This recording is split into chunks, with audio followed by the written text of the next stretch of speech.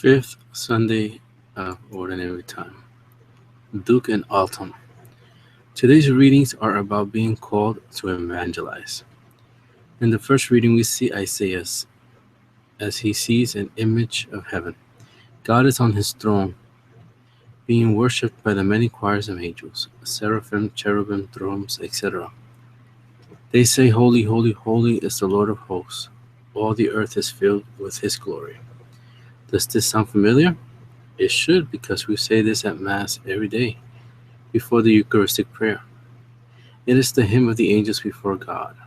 As Isaiah is caught up in the majesty he witnessed and feels unworthy. He is a sinner with unclean lips among people of unclean lips.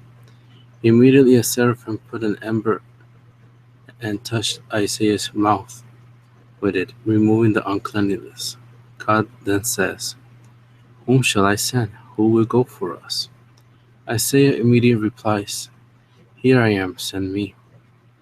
At first Isaiah was reluctant on going to speak for the Lord before the people or sinners. He himself was one of them. However, God prepared him, cleaned his mouth out, so to speak. Notice how God asks, Who will go for us? Here we see the mystery of the Trinity, this plurality of persons, us. Genesis 1 verse 26. Also, we see how God respects man's free will. Sirach 15 verses 11 through 20. He does not say, You over there, go now. Rather, he asks, Whom shall I send? Who will go for us? God asks the same of us today. We must not worry that we are sinners, capable. It is God who will work through us to do his will. Philippians 2. The Holy Spirit to each of us so we can preach the gospel and sing his praises as we read in today's responsorial psalm. 16. In the sight of the angels we will sing God's praises.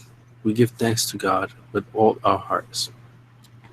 God is kind to us, saves us, and is always there for us. Even when we feel God is not there, he really is there. Every day at Mass,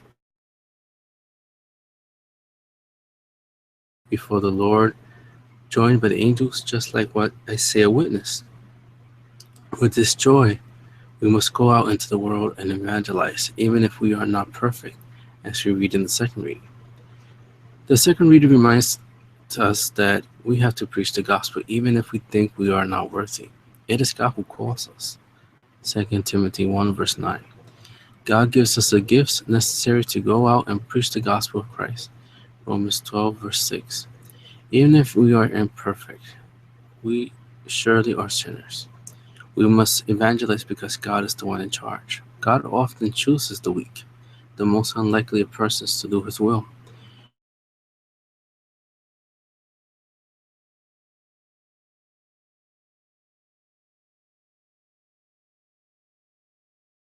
The most, those who were simply clueless, were chosen by God and did many great things in his name. Paul was one of them. As Saul, he persecuted the church, yet God chose him and did many great things. We must never doubt ourselves and what God can do with us when we allow him to take control at the helm, so to speak. Speaking of nautical terms, we will read in the Gospel how Jesus chooses fishermen. While Jesus was teaching the people, he stood by the lake of Gennesaret. While there, he saw two boats. One of the boats belonged to Simon, who continued speaking to the crowd. After the people left, he tells the people, Put out into the deep and lower your nets.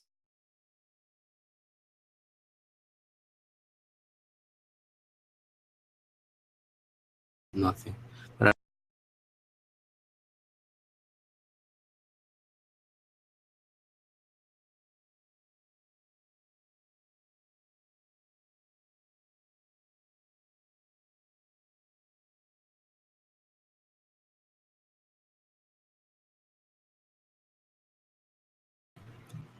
here we see a connection to Isaiah in the first reading. Isaiah was astonished at the glory of God, the angels singing, God on the throne, but felt unworthy to do God's will. In the Gospel, we see Simon, who will be named Peter later, say that he too is unworthy because of sin. However, Jesus dismisses that and tells him not to fear and that he will catch men. Here we see that when God calls someone, it is because God has a plan.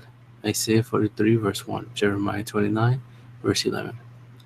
Even if God chooses someone who is not capable in our eyes to do God's will, when God calls this person, then whatever God planned will happen. Isaiah 14, verse 24. God is God. Jesus is God. John 10, verse 30. If Jesus tells you to do something, you do it. We must not be like Simon, who told Jesus that he had tried to catch fish but failed. Simon did not truly grasp whom he was addressing. When Jesus says something, we must do it.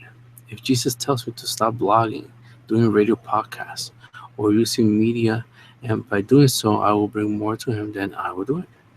I will not counter by saying that I need tens of thousands of visitors, etc., in order to bring others to him. Jesus is the boss. He is God. God created all that is. Who am I to counter God? When God says something, it will happen. It may not make sense to you or I, but it will happen. 1 Corinthians 13, verse 12. This is the power of faith. We are called to put out into the deep water. In other words, we must go deep into the world where the darkness still has control and go fish for people. Pope Francis has stressed that the church cannot be closed in on herself. We cannot be just stuck in a parish. We have to go out there and fish. Moreover, we must not become worried if we are not good speakers, do not have theological degrees, or are just sinners. When God says to do it, we do it. He chooses the weak, the least intelligent, etc., to shame the geniuses of the world and the strong, the powerful. The Holy Spirit will do the work through us. We just need to let Him. Jesus chose fishermen, not scribes or the teachers of the law, who were more educated, of course. Let us go out there with our nets and cast them out into the deep. May Jesus Christ be praised.